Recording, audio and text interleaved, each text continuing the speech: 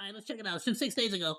We are witnessing the downfall of Call of Duty in real time right now, and this just isn't an exaggeration. So many things are going wrong with the game. The situation is going from bad to worse, and so today we're gonna tab through a whole bunch of different stories here and talk about just how bad things are getting for Black Ops 6. The controversy today began when earlier on, Black Ops 6 just broke. You couldn't matchmake in multiplayer, you couldn't matchmake in zombies, and you couldn't matchmake in Warzone. It just wasn't working. Wait, really? After an internal developer playlist was I'll be honest, I kinda already dropped it and just started playing Path of Exile 2 every single night, so...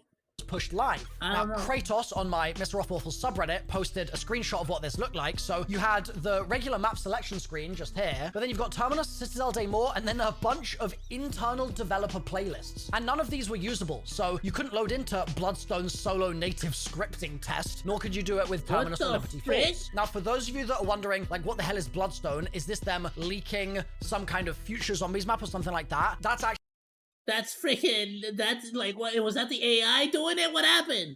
Actually just Citadel Daymore's codename. But despite that, can you imagine how crazy it would have been? Like, how absolutely embarrassing it would be for Call of Duty if one of the playlists that did show up here was DLC 2 Origins remake scripting test. Like, that's legitimately the level of tragedy that we're seeing coming from the game right now. That their own internal playlists are showing up. And what you have to understand, MrRofflWaffles, they're a very small indie development team. Okay, this is the first time they've ever made a video game. Alright, they've never, you gotta understand something, alright?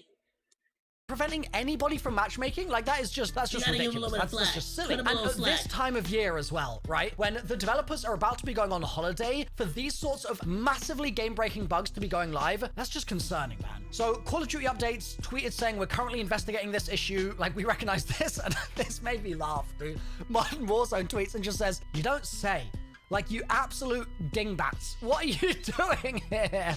Now, thankfully, they did fix it fairly quickly. So they then tweeted out saying, we've deployed a fix and players are now able to matchmake in the game again. And basically, they just took away those broken internal playlists and put the proper playlists back. So if it's still not working for you, how does that even happen, get the latest update. But that is only the tip of the iceberg. There is so much more that is broken in the game right now. Like, let's get into it. Let's just dive straight into the details. So first of all, I showed a Laggin tweet in a previous video saying that the bugs in the game make it just completely unfun to play. Like, it completely puts you off, right? And this is just another example, coincidentally, from Laggin once again, where he waited 5 minutes for the boss to start phase 3, and it just never came out of the frozen phase. So the fight was just impossible to complete because the game glitched out. And to have done a Citadel Daymore run, which is a complex Easter egg as well, and get that far, only to have the game bug out and nothing to happen, must be so aggravating. So I'm totally sympathetic to Laggin and all of you guys that are having these bugs happen as well. Like, it's a dreadful experience. It really, truly is. Now, one sort of silver lining to all this is that because of the pressure that we put on Activision and Treyarch in my last news video, we've finally got them to update the Trello more regularly, especially for zombies. Just pausing the video for 1 second here, I just want to say something that's not super negative. It's actually pretty positive, and that's that mini Milos are currently on sale with U2s. They're only available until January, so it's a limited time here. But mini Milo comes with a whiteboard, first of all, just like the whiteboards back there, but also, if you purchase a mini Milo, you get entered into a raffle, and winners of the raffle get to play zombies with me on a map of your choosing. So I could carry you through the Blood of the Dead Easter egg, the Final Reich, like all sorts of stuff. It's completely up to you, and the way you can win that raffle is by purchasing a mini Milo while they are available. So links are in the description, guys. Make sure you don't miss out. There's a limited run of these. They're not going to be around forever. So if we zoom in here on the zombies issues, this had 3 issues on it when we last covered this and told Treyarch that they weren't paying attention to their own Trello, and that was a problem for the community. And since then, they've gotten rid of those and they've replaced them with all of these issues. So let's just go through that so that we know what Treyarch is tracking here. So they know that calling card challenges are not working, these ones here, despite the fact that they've told us that they are working and they are fixed multiple times. So this is at least going to mean that Treyarch can't gaslight us anymore that they're resolved when they know full well that they're not resolved. Second, vermin can sometimes hit twice with 1 attack, and I guess that might be why I'm being killed by vermin so often in this game where it doesn't feel justified at all. Like, going from 300... You know what's crazy? Chaos is the one that was telling me about this before this was ever confirmed. Chaos, like a conspiracy theorist is like, nah, son, like, I was at full health. This is some BS. Like, this shouldn't have happened. Da da da. And I'm like, yeah, sure. No, you went down. Health to 0 in one bite. He was feels right. OP He was when proven abominations don't even do that much damage when they bite, right? That just shouldn't be the case with a vermin the size of a little worm. So maybe that's the cause of that issue. Players are unable to parry an amalgam's grab. Saving and quitting before speaking to craft breaks the game. The mystic orb progress might also get broken from saving and quitting. Wisps in the light challenge can freeze visually. The light ritual mirrors occasionally can't be interacted with. Special rounds have a chance to not be disabled when entering the final encounter. Activating timeout in the final encounter of Citadel can cause players to be respawned in the starting area and down them. The elemental sword damage in Citadel is decreased when using the Void Sheath augment. Players are unable to pick up the lightning rod in Citadel. I mean, I'm glad that they're actually aware of that one because that's been such a big problem since launch. Melee weapons can't open one of the locks from the Pack-a-Punch. Craft can speak to the player before they interact with him. In Terminus, players respawned by the timeout Gobblegum are unable to see the main quest boss's health bar, and players lose all in magazine ammo when applying armor plates. And that has an investigating tag, whereas all of the above say fixed schedule. So that is good news. There are a lot of fixes to come. They're not here yet, but they are to come. That's good. But the fact that these are there in the first place, man, like Terminus and Liberty Falls launched with so few issues compared to this, and if this is going to be the pattern going forwards where they skimp out on proper bug fixing and they launch these maps in broken states or partially broken states, it's just going to build bad will with the community. So Treyarch, I love the fact that you're now telling us what you're fixing here in advance. That's great news. And the fact that these fixes are even coming in the first place, that's also obviously good. But the even better would be for the bugs to never have been there in the first place, right? And you did manage it for the most part with Terminus Liberty. Like, for the most part, they were in a pretty good place. So let's see that same level of quality come back for this DLC and for all DLCs going forward. Yeah, please. like, what the Now, frick? sadly, some of the reasons why there are so many bugs present are starting to come to light as well. So the Microsoft Wait, and why weren't you updating that page to begin with, too? in a recent investor call has said that AI innovation will help in-game development for Xbox. And they say, I think long-term as a company, we can bring the best of AI innovation, cloud innovation, console innovation, PC innovation to build the best games that can be enjoyed by gamers everywhere. And the ironic thing about this is that this is being said while we're getting six-fingered Santa Claus in Call of Duty, and while Microsoft is laying off thousands of employees after just acquiring Activision, many of whom were working in QA, that's quality assurance, that's bug fixing, and that undoubtedly is having ongoing ramifications for the problems that we're seeing on the Trello here. I have no doubt in my mind that if the QA department was untouched by all of those layoffs and the structure was as it was last year, and for example, every single lead at Treyarch still had people under them that they could point towards specific bugs and issues or be reported back to by specific people to keep tabs on various things and keep tabs on certain issues, I have no doubt we would have a less buggy game right now. No doubt whatsoever. The layoffs combined with the approach that they're taking towards AI and cutting corners in that department are obviously going to cause further issues. So it's a bit rich to say that your AI innovation is going to help when quite clearly right now it is not. Sure, in the future, I'm sure AI may have benefits that you can utilize, but right now you're cutting corners in order to get there, and that isn't helping anybody. It's just leading to slop like this. And this connects to a new Activision statement about the voice actors strike. So I've made a video talking about this already. I used my whiteboards, these ones just here, to kind of illuminate the issue for you guys so you can understand exactly what's going on. And they've now said, we respect the personal choice of these performers. Out of respect for all parties, we won't add new commentary about the ongoing negotiations with SAG-AFTRA. We look forward to a mutually beneficial outcome as soon as possible, which is the most corporate nonsense vaporous statement I've ever read. There's no sympathy towards the voice actors. There's none towards the fans either, even. Like, the voice actors themselves, many of them have been with certain characters for all of their career, right? And to be making this choice not to strike a deal with SAG-AFTRA, not to sign an interim agreement with them, means that they are forcing those actors out of their line of work. They're forcing those actors out of the characters that they embody so well, and they're forcing us, the player base, to put up with replacements of these characters who we know are replacing them for reasons that we don't even morally agree with. So it's a dreadful situation all around, but I just wish that they'd at least have said something a bit more human here, but instead it's so lawyer speak, vaporous nothingness. Like, it's nonsense. Like, if you really respected the choice of those performers and you recognize that their needs are valid, you'd sign the interim agreement. That's what they need to do here ultimately. And something that is worth mentioning is that at the end of the day, as much as we're talking about Black Ops here and we're talking about Treyarch and we're even talking about Activision, part of this does fall on Microsoft's shoulders. It's gonna be Microsoft's job at the very top of the food chain to sign this. So Microsoft's CEO can say everything they want about AI innovation, but to say that during this strike feels so distasteful. And ultimately, it's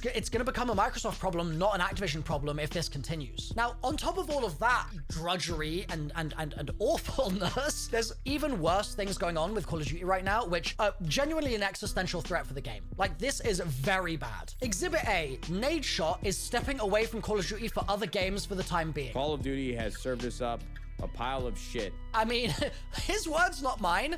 The fact that he is saying this, right? This is Nadeshot. Nadeshot's career, much like mine, has absolutely 100% revolved around Call of Duty, right? And not only that, but he's got 100 Thieves, man. Like, this man is so deeply connected in this industry, and for him to be coming out with a statement like this on stream and saying the game is in the worst state it's ever been in, he's got a full YouTube video on this as well, and like, it is lethal. Like, he is very incisive with the way that he speaks about the game and the problems that it has right now. The fact that he is saying this is a really dark mark on the legacy of Black Ops 6 and just the state of Call of Duty right now. And it basically boils down to a couple of factors. Number one, it's server performance. Number two is game bugs. Number three is in-game cheaters. And number four is the fact that there's this reticence to fix all of these things in the first place. And it's not just Nadeshot who's saying this stuff as well. Swags posted a video too, which is his message to Treyarch, and in it, he echoes many of the same sentiments that Nade is experiencing, where the game is just busted. And you can look in all sorts of different places and see people resonating with this. Like, here in the corner is Nadeshot's video, Call of Duty's forcing me to quit the game. Then you've got Tim reacts to the downfall of Warzone. You look at the comment section, I'd never thought I'd say this, but Warzone 2 is in a better spot than this game. I can't believe it. Please just listen to the community. This is the reason why I've got 14 days of zombies playtime and not multiplayer in Warzone. You know, it's completely effort. Even Swag doesn't want to play the game anymore, and he's the COD guy. Like, it's a state. It's a real mess. And on top of that, even when we are getting bug fixes and we are getting stuff that are kind of cleaned up by Treyarch, it's causing new problems. So in this example, we've got a statement from Kingman who says, zombie speedrunning is the most popular it's ever been, but they've just got rid of the quote skip on Terminus, an incredibly niche thing that